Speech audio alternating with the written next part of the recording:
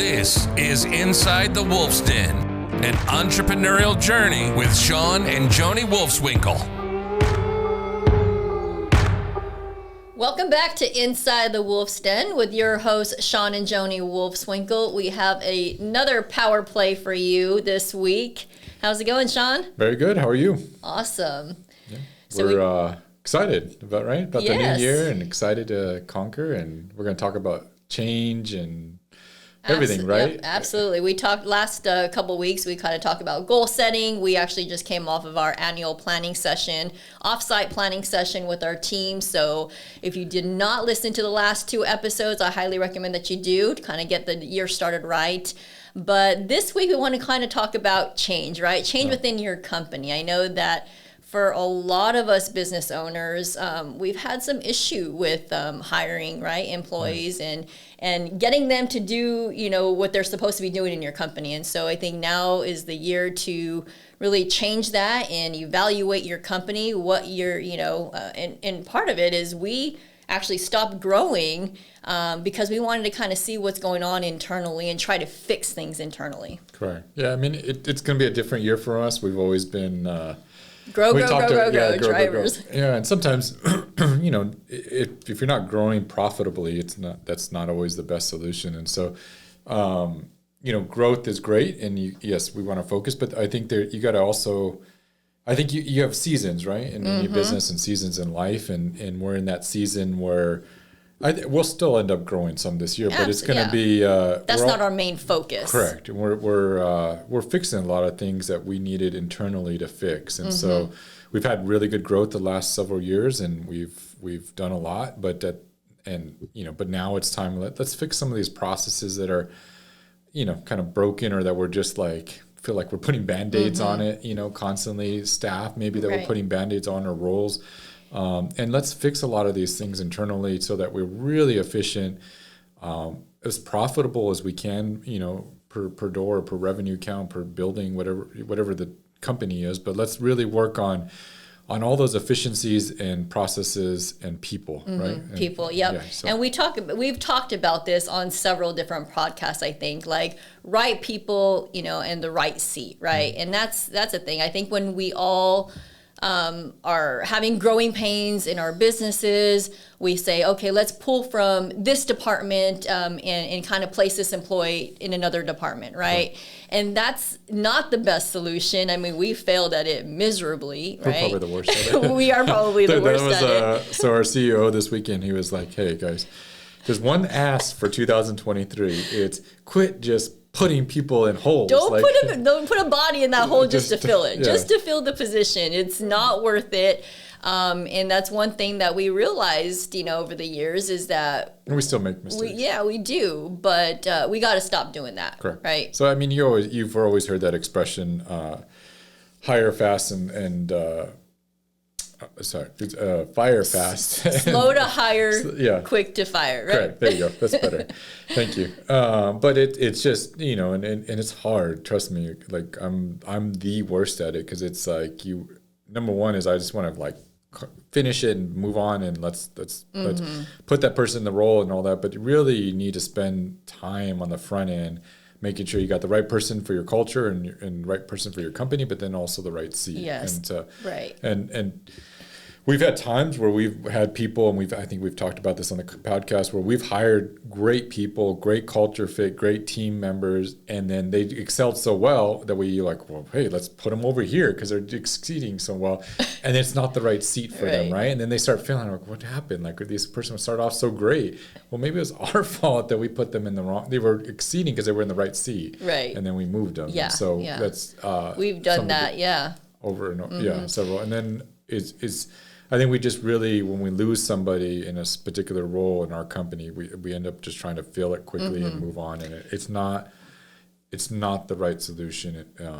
And you want to spend the time on really interviewing. And I know it's hard in this job market, but really spending the time marketing, finding the right person, you're probably thinking like, well, how do I find the right person, right? Because somebody goes in the door and they can tell you all the great things about them that make them look fantastic on paper, but then you get them in their position and it was not what you expected them to be, right? And so I think I'm a firm believer. We use the predictive index, and I am a firm believer that that test really tells me how this person is, you know, in their position, what their working style is, and if they're going to take initiative, all those things that, you know, we really can't see until they actually get in the door. Correct. And so we did a podcast on that. I don't know the episode. We'll try to put it in the show notes, but we did a podcast on the predictive index. And so take a look at that, because we went in depth about, you know, the test and how it works,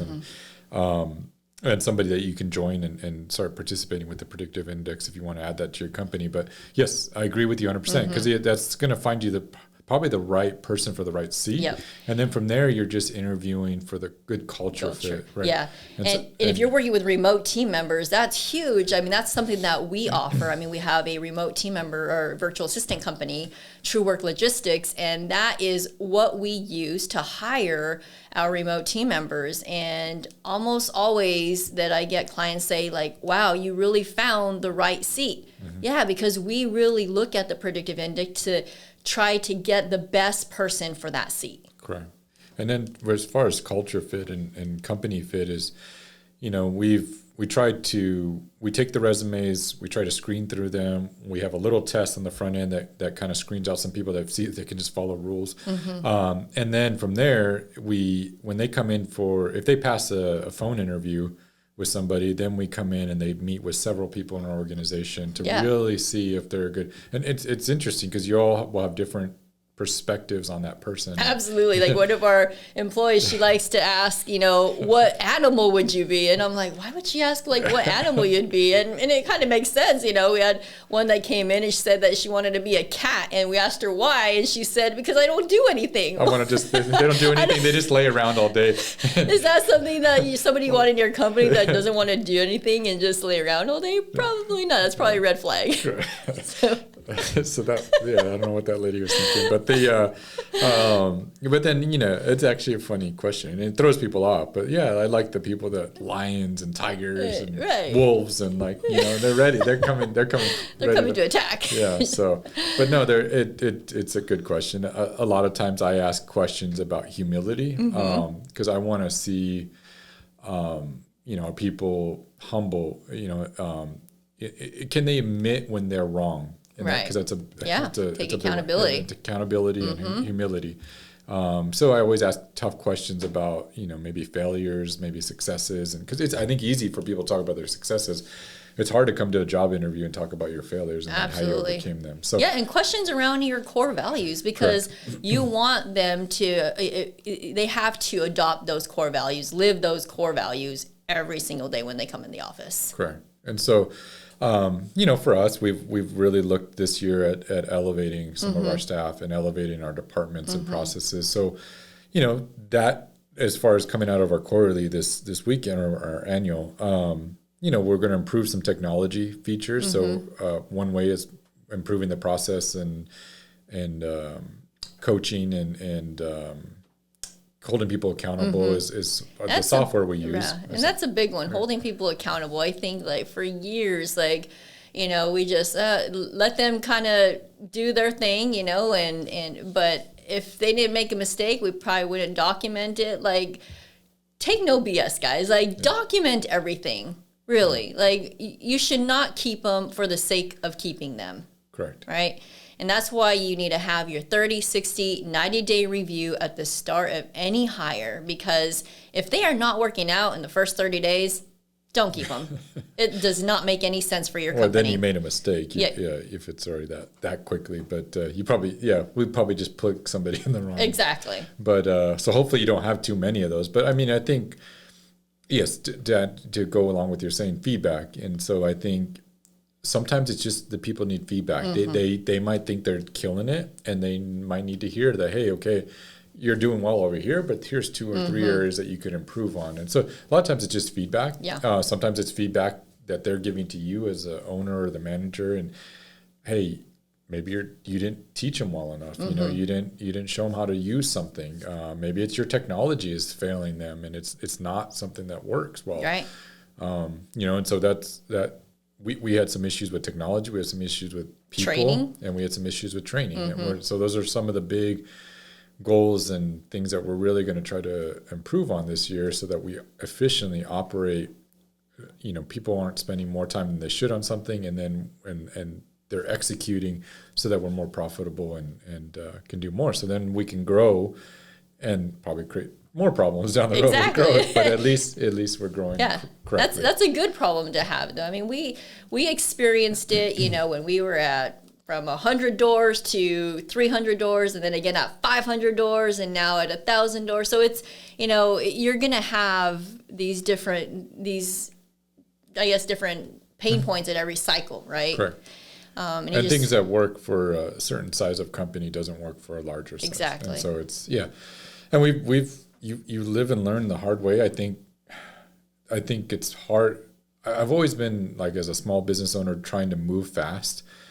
And there's times, and I think that there's things that it's good to move quick and be nimble, be agile, because that's, you know, that's your competitive advantage when you're competing against larger companies.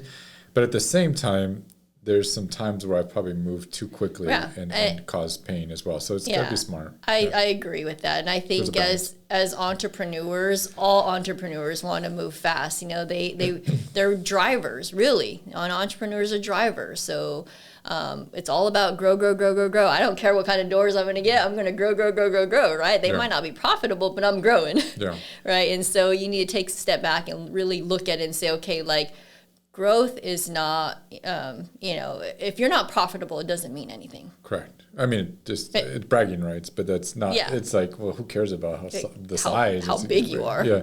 What matters is what's that left over at the end of the year, you know, at the end of the spreadsheet. So on that note too, I think that something to really, I think, add value or talk about too is, you know, I think the last 10 years, maybe less. You know, the economy's been great. Things have been good, other than the pandemic and all that, going through all that. But people have really done well, especially in a lot of the industries we're in. And so I think we've gotten a little bit relaxed. Oh, absolutely. And as a culture and as the U.S., I think we've gotten really.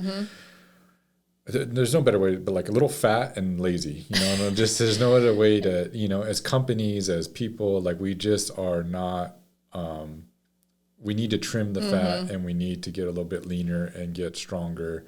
And that's really our mission this year for us internally is really work on trimming some of that fat.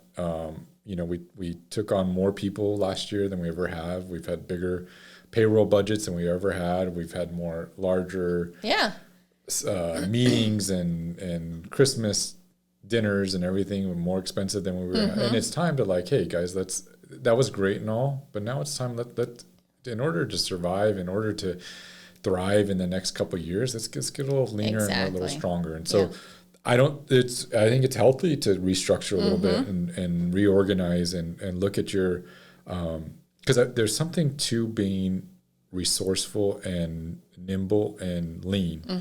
I think, because trust me, I've learned the hard way, because I've built a business when I had no money at all, and you figure it out. Like, you don't know how you're going to make payroll, you don't know how you're going to pay for that next deal, you don't know how you're going to pay rent, but you will figure out a way, right? You're resourceful. You and I, what works best for us is usually if I'm trying to figure out the answer and I'm sitting here and I'm struggling, and I come to you and just kind of bounce it off you. You're like, well, why don't we try this? It's like, why couldn't I have thought of that? It's clear. So and I think have somebody to bounce those ideas off of. Yeah, absolutely. Usually you've always you found the answer when I needed it, and vice versa. So, but I think there's something to, you know, when you're not, even though you have a lot of cash and reserves, or you might have, you know, money in the bank and all that, I think there's something to being resourceful and not having large teams, not being bloated, like, you know, and just figuring out a way, because you will find solutions to problems, and it doesn't have to be just like, let's throw money at it, you know, and and to help your bottom line. And so I think that's, Totally agree. and it goes in all areas of life, I think. But I think the times that we've really done the best business-wise is when we were truly resourceful and figure out a way to make it happen. And a lot of times it didn't require money. And so, because what I was going with all that is, I've also started businesses when I had extra money, and I like bought all these.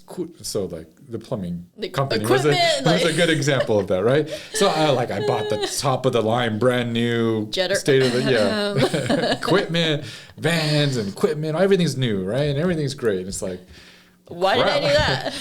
I didn't make any money at all. Like for years, I didn't make money, and it was like, why am I keeping? And then after 3 years, you're like, I'm really tired of this. I just spent $500,000. And you're like, man, what could I have used that $500,000 on, right? Or more. But so I think and if I could have been more resourceful, I could have probably bought used equipment. I could have found a used one of somebody that just needed to get rid of it. I could have waited and truly seen what I needed before I even opened my doors. Not being a plumber, what do I know what equipment I need for, And so it would have been smart to think about that before. So that's a great example. Yeah. But, good point. Yeah. So and it's been I think anything out of this podcast, it's to get you to think, right, and to challenge and question some of where you're headed, right, for this year. Absolutely, year of change. I think for everybody, and I think we all realize that, and so now it's time to make those changes. Evaluate your companies. Evaluate your staff. So it's one of our rocks is we're evaluating everybody in our organization.